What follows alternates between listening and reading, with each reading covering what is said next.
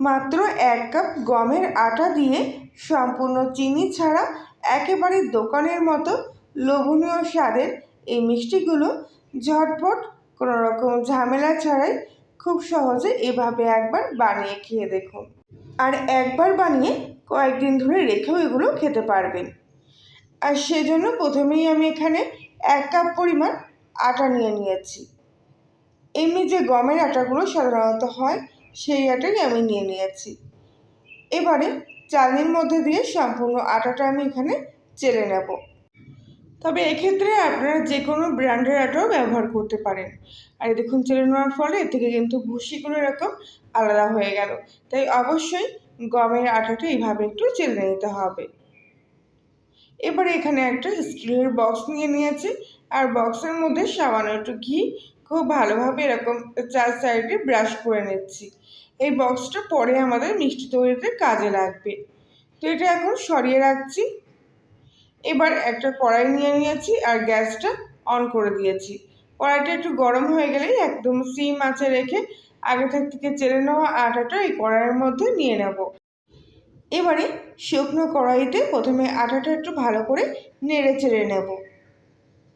মোটামুটি 1 মিনিট মতো আটাটা এইভাবে শুকনো অবস্থায় নেড়ে চেড়ে নেওয়ার পর এর মধ্যে আমি সামান্য একটু ঘি নিয়েছি।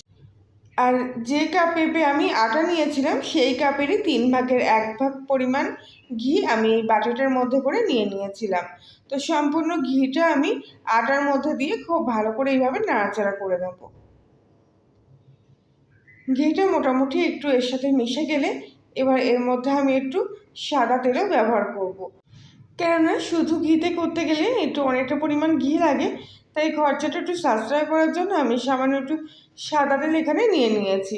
ওই দেখুন 3 থেকে 4 চামচ মতো সাদা তেল আমি এর মধ্যে দিয়ে দিলাম। দিয়ে খুব ভালো করে আবারও একসঙ্গে আটার সাথে এটা মিশিয়ে সিম আঁচে রেখে কিছুক্ষণ ধরে ভেজে নেব। আর যদি আপনারা মনে করেন সম্পূর্ণ ঘি দিয়ে করবেন তাহলে সেটাও করতে পারেন, তবে একবারে দেবেন না। আমার মতে এরকম অল্প অল্প করে আস্তে আস্তে দেবেন আর নাড়াচাড়া করে এরকম ভাজতে থাকবেন। তবে সঠিক পরিমাণে করতে গেলে যে পরিমাণ আটা আমি নিয়েছি সেই পরিমাণের অর্ধেক পরিমাণ ঘি কিংবা তেল দিয়ে কিন্তু এই আটাটা খুব ভালো করে ভেজে নিতে হবে। আমিও কিন্তু এখানে ঘিয়ের পরিমাণটা একটু বেশি নিয়েছিলাম আর তেলের পরিমাণটা একটু কম নিয়ে মোটামুটি এরকম অর্ধেক কাপ মতো ঘি আর তেল দিয়ে আটাটা খুব ভালো করে এখানে ভেজে নিচ্ছি।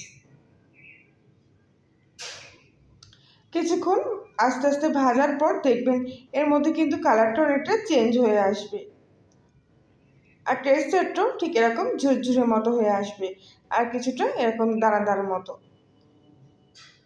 ঠিক এইভাবে একটু ধৈর্য ধরে ভালো করে কিন্তু ভেজে নিতে হবে যাতে কাঁচা আটার গন্ধটাও না থাকে আর এরকম একটা দানাদার মতো টেক্সচারও এর মধ্যে চলে আসে। আর অনবরত নাড়াচাড়া করতে হবে। তো এই পর্যায়ে আমি এবার গ্যাসটা অফ করে দিলাম, কেননা আটাটা কিন্তু খুব ভালোভাবে এখানে ভাজা হয়ে গেছে। এবার আমি এর মধ্যে কিছুটা এলাচের গুঁড়ো দিয়ে দিচ্ছি। এলাচের খোসাগুলো এখান থেকে আমি তুলে নেব, খোসাগুলো দেওয়ার কোনো প্রয়োজন নেই। আর এবার আমি এর মধ্যে দিয়ে দিচ্ছি কিছুটা গুঁড়ো দুধ। নর্মাল এরকম চামচে 2 চামচ পরিমাণ গুঁড়ো দুধ এর মধ্যে দিয়ে দিলাম। তবে আপনারা চাইলে গুঁড়ো দুধের পরিমাণটা বাড়িয়েও কিংবা কমিয়ে নিতে পারেন। গুঁড়ো দুধ দিলে পরে এর স্বাদটা কিন্তু খুব সুন্দর আসে, যার জন্য খেতে দারুণ হয়। তো গুঁড়ো দুধ আর এলাচের গুঁড়োটা খুব ভালো করে এর সাথে এইভাবে মিশিয়ে নিলাম। আর এ পর্যায়ে কিন্তু গ্যাসটা আমি অনেকক্ষণ আগেই অফ করে দিয়েছি। তো মিশ্রণটা ভালোভাবে তৈরি হয়ে গেলে এটা আমি অন্য একটা পাত্রের মধ্যে ঢেলে নিচ্ছি। তো এই অবস্থায় আপাতত এটা এখনো কোনো কাজে লাগবে না। অন্যদিকে আমি এখানে 1 কাপের 3 ভাগের 1 ভাগ পরিমাণ গুড় নিয়েছি। সাধারণত যে আখের গুড় হয় সেই আখের গুড়ই আমি এখানে ব্যবহার করছি। তো সম্পূর্ণ আখের গুড়টা আমি একটা কড়াইয়ের মধ্যে নিয়ে নিলাম আর গ্যাসটা অন করে দিয়ে আখের গুড়টা একটু জাল দিয়ে নেব। আপনারা অন্য ভেলি গুড় কিংবা আপনাদের হাতের কাছে যে গুড় থেকে থাকে সাধারণত সেই গুড় দিয়েও করতে পারেন। আর যদি মনে করেন চিনি দিয়ে করবেন তাহলে চিনি দিয়েও করতে পারেন, তবে আখের গুড় দিয়ে কিংবা অন্য কোনো গুড় দিয়ে করলে এর মধ্যে কোনো জল দিতে হবে না। চিনি দিয়ে করলে যেরকম চিনি শিরাটা তৈরি করে নেওয়ার জন্য আমরা জল ব্যবহার করি, গুড় দিয়ে করলে কোনো জল ব্যবহার করতে হবে না। শুধু গুড়টাকে এরকম গ্যাসের তাপে গলিয়ে নিতে হবে, আর একটু দেখতে হবে এরকম একটা চিটচিটের মতো ভাব এসছে কিনা। তো একদম কম সময়ের মধ্যে কিন্তু গুড়টা গলে গেলে এর মধ্যে চিটচিটে ভাব চলে আসে। এবার এর মধ্যে আমি আগে থেকে ভেজে রাখা আটাটা এর মধ্যে নিয়ে নিলাম, নিয়ে খুব ভালো করে আটার সাথে গুড়টা এইভাবে মিশিয়ে নিচ্ছি। অনবরত এইভাবে নাড়াচাড়া করে ভালো করে কিন্তু মিশিয়ে নিতে হবে। আর একটা কথা বলে রাখি, এই সময় কিন্তু গ্যাসের ফ্লেমটা একদম সিম আঁচে দিয়ে রাখবেন, নইলে কিন্তু তলাটা ধরে যেতে পারে। সঠিক পরিমাণ সহ যদি আপনি প্রত্যেকটা উপকরণ নিয়ে থাকেন তাহলে দেখবেন একদম পারফেক্টভাবে এগুলো তৈরি হয়ে যাচ্ছে, আর খেতে একদম দারুণ স্বাদ লাগে। হয়তো আমার মুখের কথা আপনাদের বিশ্বাস নাও হতে পারে, তবে অবশ্যই একবার সামান্য অল্প একটু তৈরি করে খেয়ে দেখতে পারেন। বিশ্বাস করুন এত সুন্দর খেতে লাগবে যে পরে কিন্তু আফসোস থেকে যাবে যে আর একটু বেশি করে কেন বানায়নি, এতে তো কম পড়ে যাচ্ছে। তো যাই হোক, কথা বলতে বলতে এদিকে কিন্তু খুব ভালোভাবে মিশ্রণটা কিন্তু গুড়ের সাথে এইভাবে মিশে গেছে। আর দেখতেই পাচ্ছেন টেক্সচারটা কিন্তু ঠিক এরকম আসবে, ঠিক অনেকটা এরকম ছানা ছানা মতো। তো এবারে কড়াই থেকে আমি এটা নামিয়ে নিলাম, আর ঠিক গরম গরম অবস্থায় আগে থেকে যে বক্সটা রেডি করে রেখেছিলাম সেই বক্সের মধ্যে সমস্ত মিশ্রণটা আমি এখানে নিয়ে নিলাম। নিয়ে খুব ভালো করে এইভাবে এরকম একটা হাতা দিয়ে খুব অপর থেকে এইভাবে চেপে চেপে দিচ্ছি।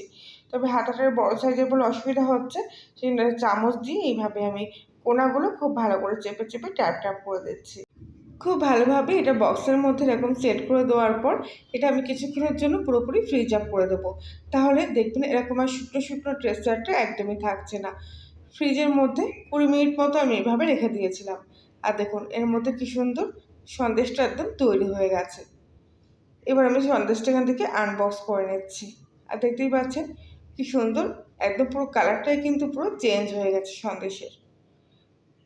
এবার আমি এর থেকে এরকম টুকরো টুকরো করে কেটে নিচ্ছি, আর কাটার সময় বুঝতেই পারছেন এর মধ্যে কিন্তু কোনো চিট ভাব নেই। দেখুন কত সুন্দর চাকু দিয়ে কিন্তু এরকম স্মুথলি আমি এখান থেকে টুকরোগুলো কেটে নিচ্ছি। আর যদি চিট ভাব থাকতো তাহলে বুঝতেই পারতেন যে চাকুর গায়ে কিন্তু লেগে যেত। তো প্রত্যেকটা পিস আমি এরকম ছোটো ছোটো করে কেটে নিচ্ছি। এখান থেকে একটা টুকরো তুলে নিয়ে দেখাচ্ছি, দেখুন কত সুন্দর হয়েছে। ভিতর থেকেও কিন্তু এগুলো দারুণ হয়েছে। এবার ওপর থেকে কিছুটা কাজু আর পেস্তা আমি ছড়িয়ে নিচ্ছি। আশা করছি আজকের এই সহজ রেসিপিটি আপনাদের ভালো লেগে থাকবে। ভালো লাগলে প্লিজ লাইক শেয়ার কমেন্ট করে জানাবেন। আর আপনি যদি কল্যাণী রান্নাঘরে নতুন সদস্য হয়ে থাকেন তাহলে প্লিজ চ্যানেলটি সাবস্ক্রাইব করে পাশে থাকবেন এবং পাশের বেল আইকনটি প্রেস করবেন নতুন কোনো ভিডিওর আপডেট পাওয়ার জন্য। এত কম খরচে এরকম দারুণ স্বাদের সন্দেশ বাড়িতে যদি একবার বানিয়ে নিতে পারেন না, দোকান থেকে আর সচরাচর কিনে খেতে ইচ্ছে করবে না। বাচ্চা থেকে বাড়ির বড়রা সবাই দেখবেন ভীষণ পছন্দ করবে। তাহলে বন্ধুরা আজকের মতো এই পর্যন্তই, আবার দেখা হচ্ছে অন্য একদিন। সবাই ভালো থাকবে।